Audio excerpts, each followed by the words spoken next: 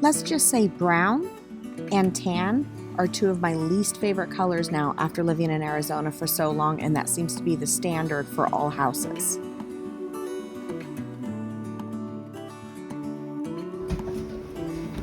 We kind of forgot about a cabinet when we left.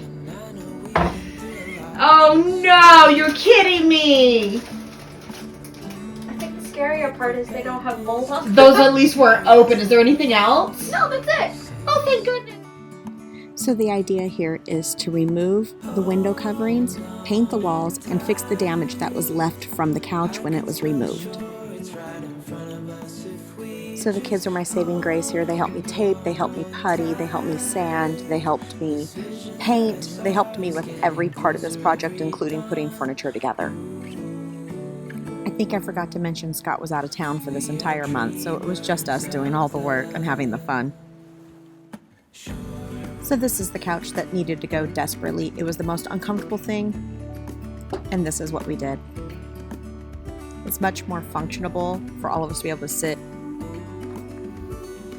This is the Tundra Pro Camp Chef, obviously. It's the new griddle that Scott wanted, and we waited on it for a long time to arrive. We're hoping it lives up to all of its glory online. And we found the perfect place to store it, so it fits.